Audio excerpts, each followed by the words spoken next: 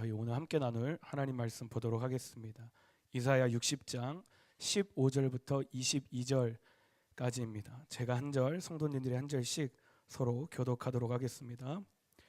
전에는 내가 버림을 당하며 미움을 당하였으므로 내게로 가는 자가 없었으나 이제는 내가 너를 영원한 아름다움과 대대의 기쁨이 되게 하리니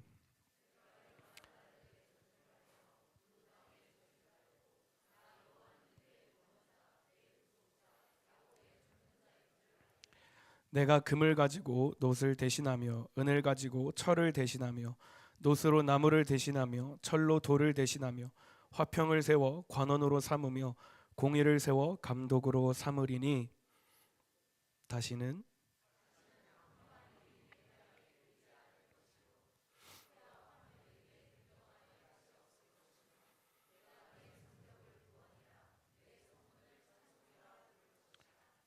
낮의 해가 내 빛이 되지 아니하며 달도 내게 빛을 비추지 않을 것이요 오직 여호와가 내게 영원한 빛이 되며 내 하나님이 내 영광이 되리니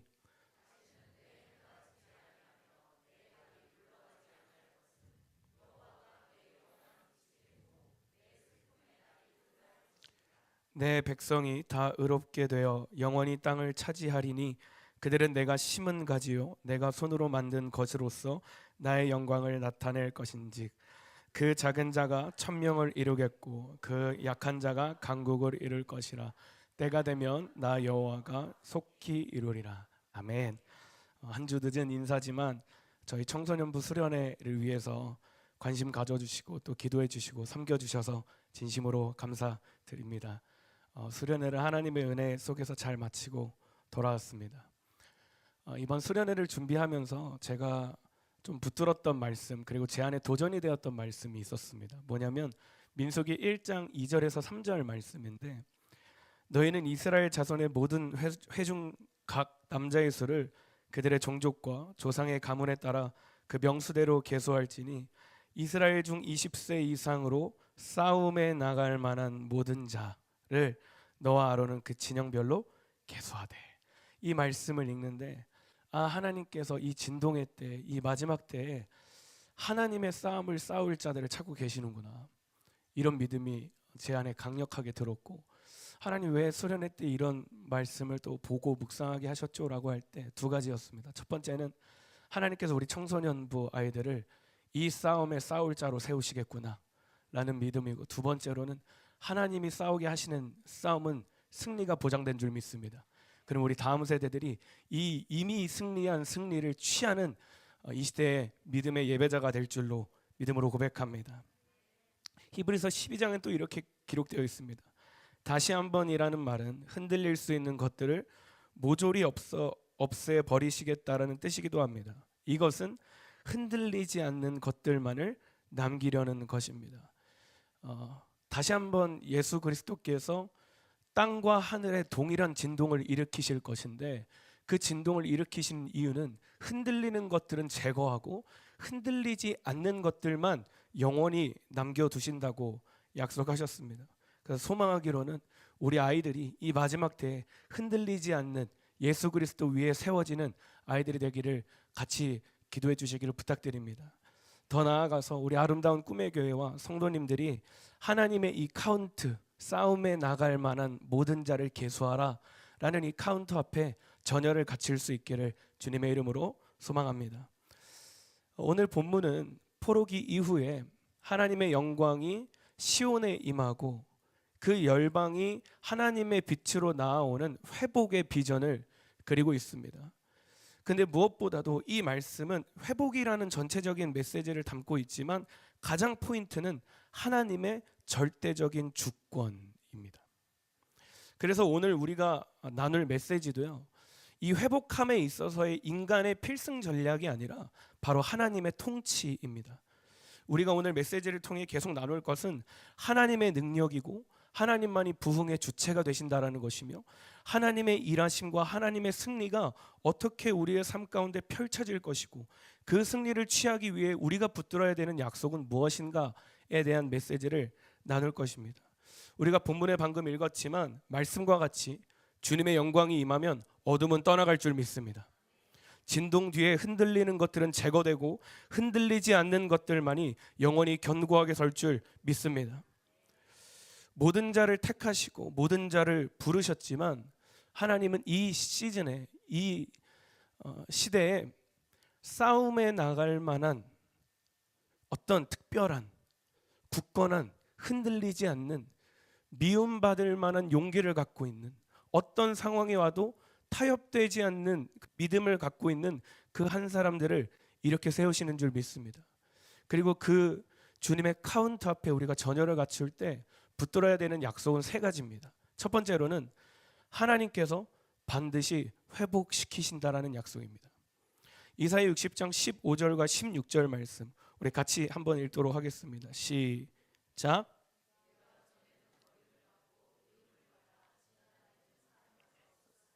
이제부터 내가 너를 영화롭게 하겠다. 영원히 행복한 곳이 되게 하겠다. 아기가 어머니 젖을 빨듯이 내가 민족들에게서 필요한 것을 얻어낼 것이다. 내가 왕들의 젖을 빨며 자랄 것이다. 그때에 내가 나 여호와가 너를 구원하고 야곱의 전능한 하나님이 너를 지킨다는 것을 알게 될 것이다. 아멘. 사랑하는 여러분, 전쟁은 주님께 속했음을 믿으시길 바랍니다. 주님께 속한 전쟁, 주님이 일으키시는 전쟁은 오직 승리만 존재합니다. 즉 주님이 일으키시는 전쟁에 동참하는 자들에게는 뭐만 있을까요? 승리만 있는 거예요. 하나님께서 싸움에 나갈 만한 자를 부르신다라는 것은 다른 말로 하나님께서 회복시키실 자를 찾고 계시다라는 의미입니다. 절망을 소망으로 바꿀 자, 할렐루야.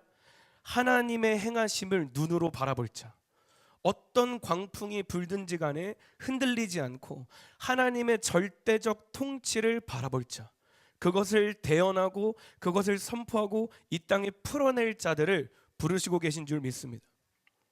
그러나 때로는 우리가 이 하나님의 부르심, 하나님의 카운트 앞에 너무나 작게 반응할 때가 있는 것 같습니다. 주님, 제 상황이 이런데요. 주님, 제 마음이, 제 건강 상태가 세상적으로 볼 때 아무 능력 없고 가진 것 없고 세상에 나가면 이리 치이고 또 저리 치이고 더 이상 일어날 힘이 없는데 주님, 제가 과연 그 싸움에 나갈 만한 자격이 있을까요? 라고 반응할 때가 있습니다. 그러나 그때에도 하나님께서는 우리를 일으키시는 분이심을 믿으시길 주님의 이름으로 소망합니다. 주님의 일하심은 나의 어떠함에서 나오는 것이 아니라 주님이 하시겠다 하시면 그대로 이루어지는 줄 믿습니다. 말씀이 그것을 증명하고 있습니다. 딸아, 걱정하지 말아라. 아들아, 두려워하지 말아라. 이제부터는 내가 너를 영화롭게 할 것이다. 비록 천만인이 너를 애워싼다고 할지라도, 사자들 가운데 내가 놓여있는 것 같을지라도, 아무 소망이 없다고 느껴질지라도 내가 너의 머리를 들 것이다. 영원히 너를 행복한 곳이 되게 하겠다. 내가 너를 구원하고 야곱의 전능한 하나님이 너를 지킨다라는 것을 너는 알게 될 것이다. 할렐루야. 나는 너의 방패가 되고 나는 너의 영광이고 내가 너의 머리를 들 것이다. 우리가 읽었던 본문과 같이 내가 전에는 버림받고 미움을 받았을지 모르겠지만 이제 내가 너를 영화롭게 할 것이다. 영원히 행복한 곳이 되게 하겠다. 아멘. 하나님의 이 회복케 하심을 믿으시길 주님의 이름으로 소망합니다.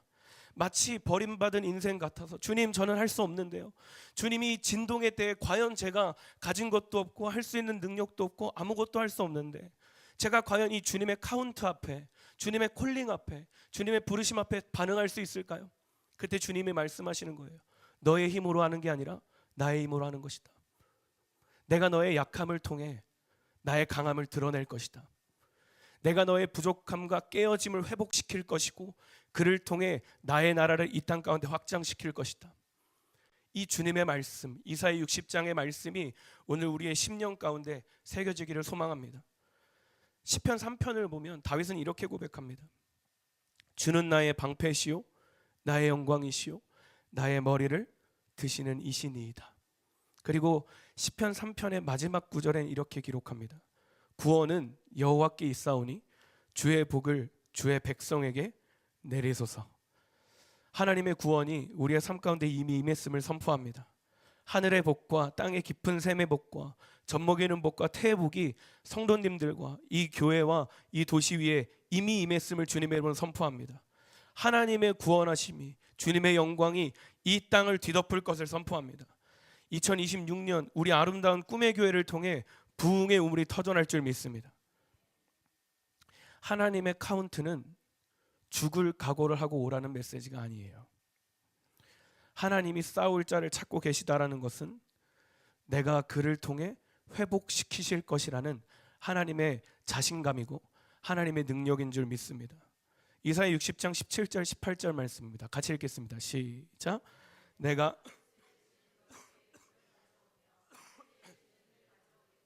나무 대신 놋새를 가져오고 돌 대신 쇠를 가져오겠다.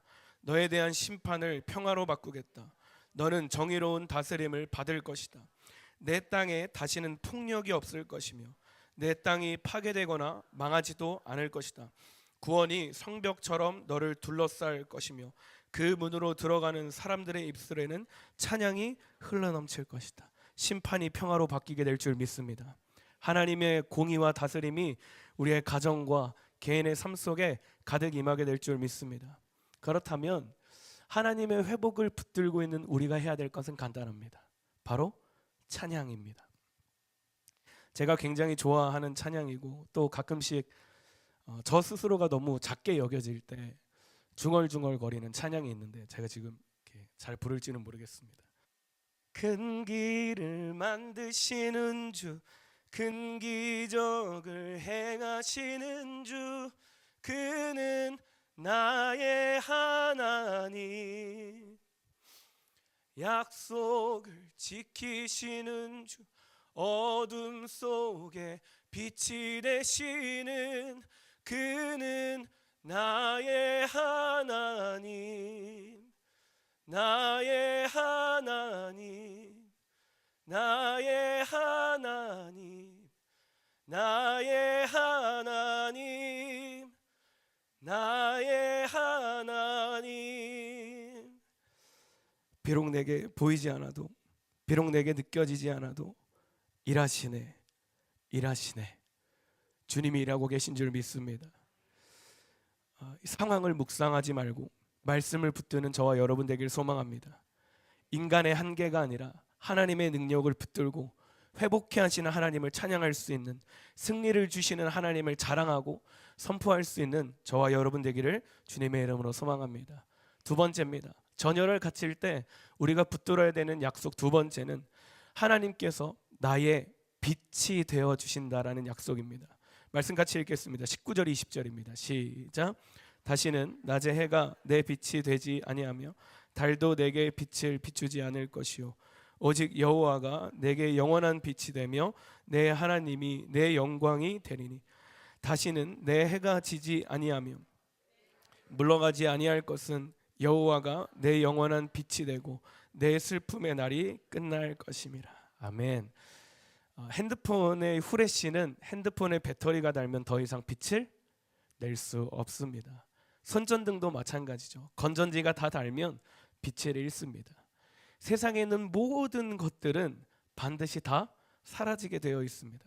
아무리 화려하다고 한들, 아무리 값비싸다고 한들 모든 것은 시간이 지나면 다 변합니다. 꽃은 시들고 풀은 마르듯 모든 것은 다 잠깐 있다가 사라지기 마련이죠. 그러나 우리 하나님의 빛은 영원한 줄 믿습니다. 절대 꺼지지 않는 빛입니다. 이사야 40장 8절 우리가 너무나 잘 알고 사랑하는 말씀이죠. 풀은 마르고 꽃은 시드나 우리 하나님의 말씀은 영원히 서리라. 할렐루야. 히브리서 13장 8절에 이렇게 증거하고 있습니다. 예수 그리스도는 어제나 오늘이나 영원토록 동일하시니라. 아멘. 하나님의 말씀은 절대 변하지 않습니다. 하나님의 말씀이 변하지 않는다라는 것은 하나님께서도 변함이 없다라는 뜻이에요. 하나님께서 변하지 않는다라는 것은 주님의 은혜가 변함이 없다라는 뜻입니다. 주님의 능력도 변함이 없습니다. 주님의 약속도 변함이 없습니다. 주님이 변하지 않는다라는 건 주님의 사랑도 변하지 않는다라는 거예요. 하나님의 부르심에는 후회하심이 없고 하나님의 신실하심에는 오류가 없고 실수가 없는 줄 믿습니다. 즉 하나님이 우리의 빛이 되어 주실 때는 그 빛은 잠깐 있다가 사라지는 반짝이는 빛이 아니라 영원한 빛이 되어 주신다라는 말씀이에요. 이 빛은 성도님들의 삶을 절대 떠나지 않을 것입니다. 요한복음 8장 12절에 예수님께서 이렇게 말씀하셨습니다. 예수께서 또 말씀하여 이르시되 나는 세상의 빛이니 나를 따르는 자는 어둠에 다니지 아니하고 생명의 빛을 얻으리라. 예수님께서 우리의 빛이 되어 주신 줄 믿습니다. 예수님의 생명이 영원토록 성도님들의 가정과 성도님들의 자녀들과 우리 아름다운 교회와 인천이 도시에 영원히 비추고 있는 줄 주님의 이름으로 선포합니다. 그러니 하나님의 카운트 앞에 우리가 반응할 때 스스로 어둡다고 칭하지 않기를 소망합니다. 예수 생명이 내게 넘치고 있음을 선포할 수 있길 바랍니다. 하나님의 영광이 이미 내게 머물러 있음을 선포하길 바랍니다. 슬퍼하는 날이 끝났음을 말씀에 입각하여 선포할 수 있는 저와 여러분 되길 소망합니다. 해가 다시 지지 않을 거예요. 할렐루야. 어떤 상황 속에서도 주님의 빛은 우리를 비추고 있음을 선포할 수 있길 소망합니다. 때로는 하나님의 길을 열심히 달려가다 보면 또 때로는 내게 주신 그 구원의 기쁨과 하나님의 사랑에 너무 감격하여 그것을 전하는 삶을 살다 보면요, 그만두고 싶을 때도 있고 억울한 때도 있고 눈에 당장에 보이는 변화가 없어서 과연 이것이 소망이 있는 일일까? 손해만 보는 것은 아닐까? 하루하루 치열하게 밖에서 일을 하고 세상에 마주하면서 그 속에서도 믿음을 지키려고 살다 보면 숨이 턱 끝까지 차올라서 더 이상 호흡하기 힘든 상황이 닥쳐올 수 있습니다. 그럼에도 주님의 빛은 우리를 비추고 있음을 붙들길 소망합니다. 우리를 비추고 있는 빛은 생명이요 평안인 줄 믿습니다. 이사야 60장 1절 2절을 시작할 때 하나님께서는 우리에게 이렇게 명령하셨습니다. 같이 읽겠습니다. 시작. 일어나라 빛을 발하라. 이는 내 빛이 이르렀고 여호와의 영광이 내 위에 임하였음이니라. 보라 어둠이 땅을 덮을 것이며 캄캄함이 만민을 가리려니와 오직 여호와께서 내 위에 임하실 것이며 그의 영광이 내 위에 나타나리니. 아멘. 우리가 주님의 부르심 앞에 나아갈 수 있는 이유는 내가 내 빛을 비추는 게 아니라 주님이 내 머리 위에, 주님이 내 위에 영원한 빛으로 계셔서 가능한 줄 믿습니다. 그래서 이제 가는 곳마다 내 힘으로 복음을 증거하고 내 힘으로 생명을 드러내는 것이 아니라 내 안에 살아계신 그 생명의 빛, 나를 비추고 있고 나를 떠나지 않는 그 영원한 빛을 증거할 수 있는 저와 여러분 되기를 소망합니다. 2026년 담장을 넘는 우리 아름다운 꿈의 교회를 통해 모든 민족들이 주님께로 돌아올 수 있는 그 빛, 누구든지 이 빛을 보면 그 안에 죽어져 있고 끊어져 있고 무너졌던 모든 것들이 소박 회복할 수 있는 그 생명의 빛, 그 빛을 드러낼 수 있는 저와 여러분 되기를 주님의 이름으로 소망합니다. 마지막 세 번째입니다. 하나님의 전열을 갖추기 있어서 우리가 붙들어야 되는 약속은 작은 자로 천명을 약한 자로 강국을 이루실 것이다 라는 말씀입니다. 이사야 60장 21절 22절 말씀입니다. 같이 읽겠습니다. 시작.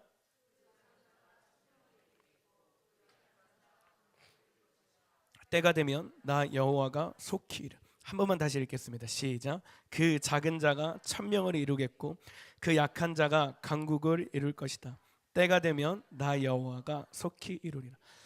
많은 사람들이 이 구절을 읽을 때 오해하는 것이 있습니다. 작은 자가 천명을 이루겠고 약한 자가 강국을 이룰 것이다 라는 말씀만을 봤을 때 그래 이제 내가 하나님의 말씀 붙들고 나아가서 천명을 이루어야지, 이제 내가 가서 강국을 이루어야지 라는 꿈을 꿀 수 있습니다. 그러나 이 말씀이 하이라이트하고 있는 것은 뒷부분이에요. 때가 되면 나 여호와가 속히 이루리라. 하나님의 절대적인 주권 앞에, 하나님의 통치 앞에 하나님께서 그 작은 자로 천명을 이루시고 하나님께서 그 약한 자로 강국을 이루신다라는 말씀입니다. 여기서 등장하는 작은 자라는 단어는요, 하카톤이라는 단어를 사용하고 있습니다. 이 단어는 하찮은, 사회적인 영향력이 거의 없는, 거의 바닥, 그리고 가치 없는 이라는 뜻을 갖고 있습니다. 이 작다라는 단어는 단순히 외형적으로 작다라는 개념도 아니고 겸손하다라는 의미도 아닙니다. 이 단어가 갖고 있는 의미는 뭐냐면 하나님이 아니고서는 회복할 수 없는 사람을 의미합니다. 다른 말로 얘기하면 오직 하나님만 바라보는 사람을 얘기해요. 오직. 하카톤이란 단어 어디서 많이 들어본 단어이죠. 바로 다윗을 표현할 때 썼던 단어가 하카톤이란 단어입니다. 다윗의 아버지 이새가 다윗을 표현할 때 막내가 있기는 한데 라고 할 때 그 막내라는 단어가 하카톤입니다. 우리 집에 하찮은 가치 없는 존재가 있기는 한데 라고 할 때의 그 단어가 하카톤이에요. 다윗에 대해서 저보다 더 잘 아실 거라고 생각합니다. 당시 다윗은 사회적으로 영향력이 전혀 없는 사람이었어요. 집 안에서도 인정받지 못했습니다. 그죠? 어딜 가나 하찮은 존재로 여겨졌고 형제들조차 무시할 정도로 작고 작은 하찮고 하찮은 자가 다윗이었어요. 그래서 어린 시절 다윗에게 하나님은 그가 의지할 수 있는 유일한 한 분이었습니다. 그에게 하나님은 진정한 아버지였고 진정한 위로였고 진정한 생명이었고 소망이었어요. 그래서 그는 평생에 오직 하나님 한 분만을 바라보고 살게 된 것입니다. 맹수 앞에서 양을 지킬 때에도 담대하게 맹수와 싸울 수 있었던 것은 눈앞에 있는 맹수를 바라본 게 아니라 나와 함께하고 계신 하나님을 바라본 거예요. 다윗이 광야를 떠돌아다닐 때, 광야 생활을 할 때 그곳에서 그 시간을 견뎌낼 수 있었던 이유는 아무것도 없지만 그곳에서 자신을 떠나지 않는, 여전히 자신을 보호하시고 책임지시고 먹이시고 입히시는 하나님을 바라봤기 때문에 다윗은 그 광야를 건널 수 있었던 것입니다. 모두가 무시하고 집에서도 형제들 앞에서도 어딜 가나 외면당하고 도망다니고 쫓겨다니는 인생 속에서도 그가 그럼에도 불구하고 하나님을 찬양할 수 있었던 이유는 다윗은 오직 하나님 한 분만 바라봤기 때문이에요. 그가 골리앗 앞에서 싸울 수 있었던 건 그가 물매를 잘 던지는 것도 물론 있겠지만 그는 당장 눈앞에 있는 자신의 몇 배 이상의 차이가 나는 골리앗 사람을 본 게 아니라 자신과 함께 싸우고 있는 하나님을 보았기 때문에 가능했던 것입니다. 그렇기 때문에 다윗의 예배가 남달랐던 거예요. 왜요? 다윗은 오직 하나님만 바라봤기 때문에. 그래서 그의 인생에는 하나님의 일하심이 계속 넘쳐났습니다. 점점 강성하여지노라. 왜요? 다윗은 오직 하나님 한 분만 바라봤기 때문에. 결국 하찮고 보잘것없는 그 다윗이라는 한 사람이 이스라엘의 왕이 되었고 그리스도의 계보에 들어갈 수 있었고 위대한 예배자가 되었습니다. 아무도 그가 그렇게 될 줄 몰랐죠. 다윗 자신조차도 그가 그렇게 될 줄 몰랐습니다. 기름 부음 받았지만서도 여전히 변하지 않는 현실 속에 하루하루를 살아갈 때 과연 내가 왕이 될 수 있겠어? 라는 마음이 들 수 있었지만 그는 하나님 한 분 바라봤기 때문에 그 작은 자로 하나님께서 천명을 이루시고 그 약한 자로 강국을 이루신 것입니다. 사랑하는 여러분, 하나님의 카운트, 하나님 앞에 우리가 전열을 갖출 때 하나님은 반드시 작은 자로 천명을 이루실 것이고 약한 자로 강국을 이루실 줄 믿습니다. 그 속에서 우리가 해야 되는 것은 뭐냐면 하나님만 바라보는 거예요. 나의 능력과 나의 연약함을 바라보고 하나님 저 못하는데요, 저 할 수 없는데요, 저 능력 없는데요, 제 삶에 지금까지 한 번도 하나님의 행하심 제가 경험해보지 못했는데요, 이렇게 반응하는 것이 아니라 하나님, 주님이 말씀하셨으면 그대로 이루어질 줄 믿습니다. 하나님은 신실하신 분이고 하나님은 살아계신 분이니 하나님, 이 땅에 주님께서 부흥을 다시 일으키실 줄 믿습니다. 저는 하나님 한 분 바라보고 주님이 말씀하시면 단순하게 믿고 단순하게 따라가겠습니다. 이 믿음이 우리에게 부어지기를 주님으로 소망합니다. 예수 그리스도라고 하는 그 시대에 아무도 주목하지 못하는, 모든 종교인들, 모든 유대인들이 핍박하고 하찮게 여기는 그 우리 주 예수 그리스도 한 분을 통해 열방이 구원을 받게 됐고 모든 땅이 하나님의 나라로 회복된 것과 같이 하나님께 이 시대에 예수 그리스도 안에 있는 우리 한 사람 한 사람을 통해 강국을 이루시고 천명을 이루실 줄 주님의 이름으로 선포합니다. 그래서 오늘 본문을 통해 주님이 하시는 말씀이 뭐냐면 세상의 방법이 아니라 하나님의 말씀을 붙들라는 거예요. 세상의 순리가 아니라 진리를 따르라는 것입니다. 나 자신을 보지 말고 하나님을 보라는 것입니다. 내가 이루는 것이 아니라 누가 이루는 거예요? 하나님이 이루신다라는 것을 믿으라는 것입니다. 내 힘으로 어떻게든 이 상황을 모면하고 이겨내고 해야지가 아니라 하나님의 때 하나님의 방법으로 하나님께서 이루신다라는 그 믿음을 갖고 오늘을 살아내라는 것입니다. 왜요? 하나님은 그 작은 자를 통해 천명을 이루시는 분이시기 때문입니다. 할렐루야. 하나님은 그 약한 자를 통해 강국을 이루시는 신실한 분이시기 때문입니다. 작은 모습이지만, 약한 모습일 수 있지만 하나님의 하나님 되신 붙들고 믿음으로 순종할 수 있는 저와 여러분 되기를 소망합니다.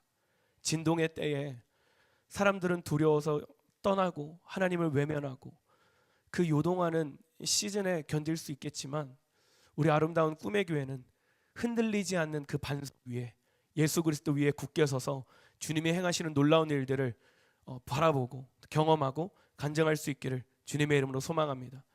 말씀 한 구절 같이 읽고 메시지를 마무리하겠습니다. 고린도후서 12장 9절 말씀입니다. 같이 읽겠습니다. 시작. 나에게 이르시기를 내 은혜가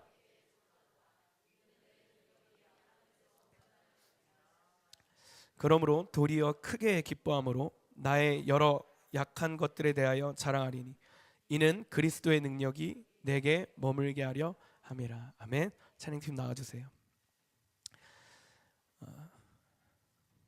지금은 정말 진동의 때인 것 같습니다. 하루가 멀다 하고 뉴스를 보면 어떻게 돌아가나 막막한 것도 있고 속상한 것도 있고, 우리 다음 세대들은 앞으로 어떻게 자라야 되나, 또 어떻게 우리는 복음을 증거하고 어떻게 살아내야 되나, 막막한 정보들을 또 많이 봅니다.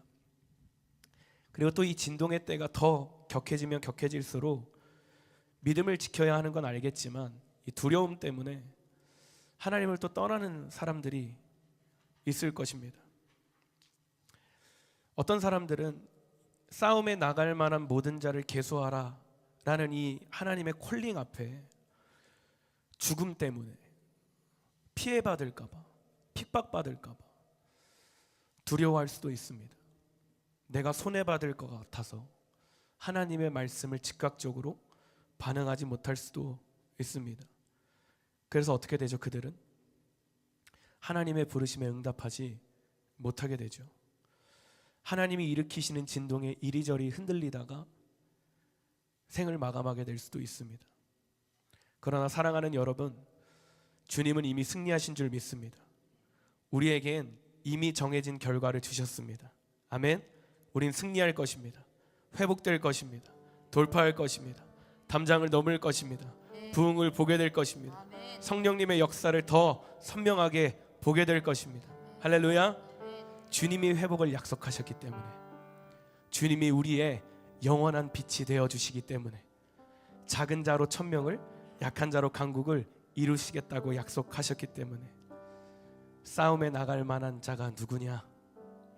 주님의 부르심 앞에 두 손 들고 달려갈 수 있는, 하나님의 깃발 앞에 전열을 갖추게 되는 우리 모두가 되기를 주님의 이름으로 소망합니다.